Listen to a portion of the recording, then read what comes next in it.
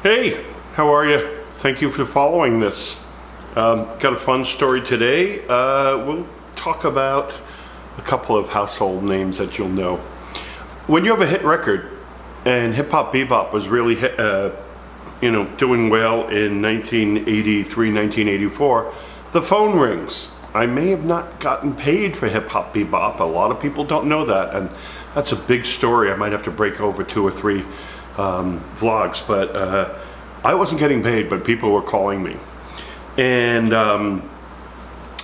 one of the phone calls I got was from a guy named Bernard J, and he managed Divine. And he wanted me to do a record with Divine. Divine had done some previous records with Bobby O, or Bobby Orlando, and Divine was, or Divi, as French call it, Divine was in California. He was shooting a test episode or an episode for Married with Children, and I think he was going to be Peg's mother, either Peg's sister or Peg's mother, which would have been amazing, because if I produced his record, then I would have, all of America would have been, wow, what's this character? And I would have done that record. So Bernard called me up and said, we like what you're doing, and would you be interested? And I said, oh, wow, absolutely yes. He said, all right, Divi's in California doing shooting the pilot right now as we speak, and or rehearsing for the pilot or the show. And the moment she gets back, let's do something. I'm like, hey, yeah. So I go home, and a couple of days later, I'm starting to hear that Divine passed away, and Bernard called me and said, I'm sure you heard the news. I said, yeah. And Divi had passed away that night of I think it was a heart attack in his bed. I suspect that he had sleep apnea, which is, I have central apnea, which is a completely different thing. My brain forgets to tell my body to breathe while I'm asleep. I need a special machine to sleep. It's kind of related to sleep apnea, but obstructive apnea comes from your windpipe shutting down. Anyway, so by that much, I missed doing Divine's, a record with Divine, and having Divine, be on a major TV show, because Married with Children was huge. I've got another story with Sylvester. So I got a phone call from Marty Bleckman, and he ran a record label called Megatone Records in San Francisco. And Patrick Calley was a synthesizer guy who I used to listen to very early on. He did a lot of dance music. And Patrick worked with Sylvester. And they had, Do You Want to Funk, and those other hits that he did. And Patrick, unfortunately, was one of the first people to die of AIDS.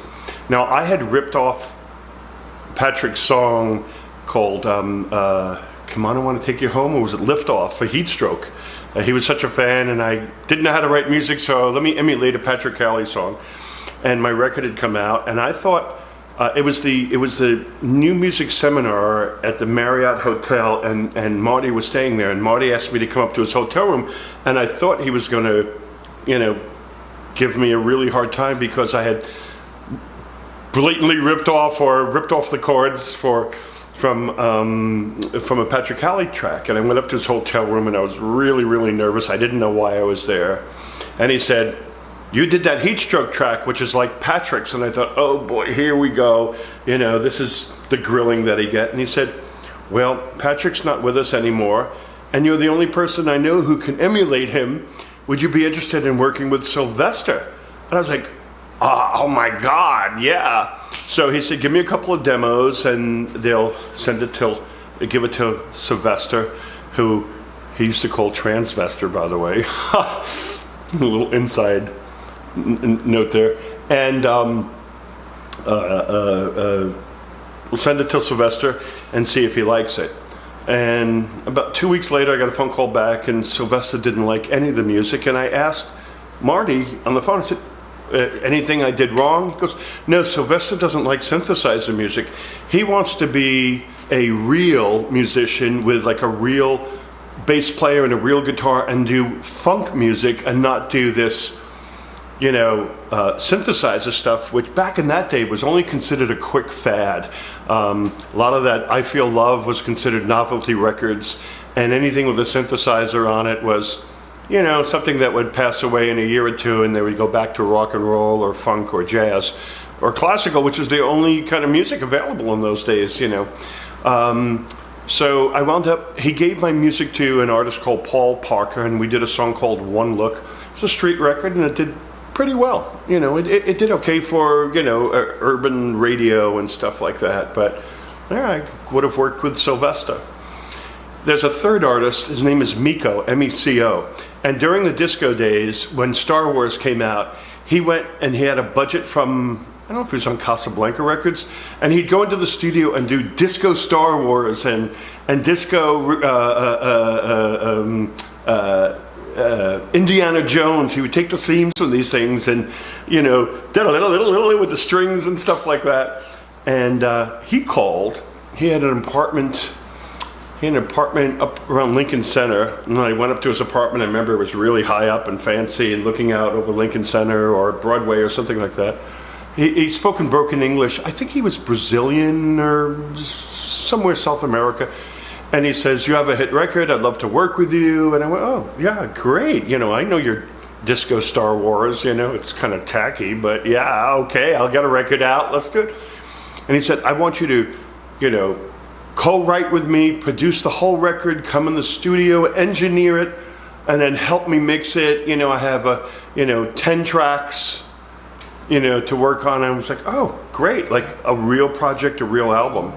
And he said, "I'll give you $500. I was like, nah, I think I'm going to pass on this one, so I'll see you later.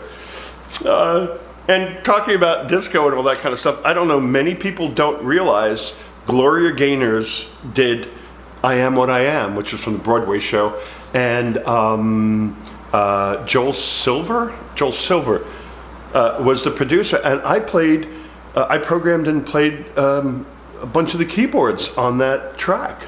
So when you listen to the disco version or you YouTube it after this, I am what I am and what I am, need no excuses. The disco version, that's all my synthesizer programming. So I did a lot of stuff behind the scenes because I never got paid for hip hop, bebop, or boogie down Bronx. So I was working with Alicia. We used to rent a Fairlight synthesizer, a $100,000 synthesizer on a Friday and return it on a Monday, but they would only charge us one day. We did Baby Talk and Two Turned On, programmed it in my house in Brooklyn with my friend Michael Wadetsky, who's the guy who passed away at Boy George's apartment, which is a whole other story. And we would get this all done, and on a Sunday night before we had to return it at 8 o'clock the next morning, we would print this stuff at Vanguard Studios. And I have a whole other story about Vanguard Studios because Planet Rock, AEIOU, Play at Your Own Risk, my stuff, Shannon, Alicia, all these acts recorded at the studio on 23rd Street and 7th Avenue, which is now the Gotham Comedy Club. We used to get the studio for like $50 from midnight to 8 in the morning. And it's kind of like our own little Muscle Shoals studio because all these street records were, created there. So that's a little bit of history. I did Two Sisters. I did a record called COD with me and Raul Rodriguez. We were tired of not getting paid on records, so what are we going to call? We would make these groups up. Two Sisters was me and Raul, because somebody said, "Oh, you two guys hang out all together, you're like two sisters." And I said, "Great name for a band." So Raul got the girl who works at the office to sing, and for the record cover, she brought her friend in, and those are the Two Sisters, but it's really me and Raul writing and doing every stuff. There's songs like High Noon and B-Boys Beware. We had a group called COD, which we did a remake of Gil Scott-Heron's In the Bottle, and that was me and Raul. If you look at the label, I'm there. I got credit, but I never got paid. We also did IRT, Watch the Closing Doors, and I can't even remember, so many, played on Alicia Records, and at least I'd make $50, $100, $150, $200 here or there, so I could finally, pay part of the rent or a phone bill or eat. And in the meantime, my record was all over KTU radio in New York City to millions of Americans and across the country, but I wasn't getting a penny. But that's a whole whole other story. We used a form of payola to get my stuff on the radio. Anyway, thank you so much. Oh, by the way, a lot of people don't know that I still do music.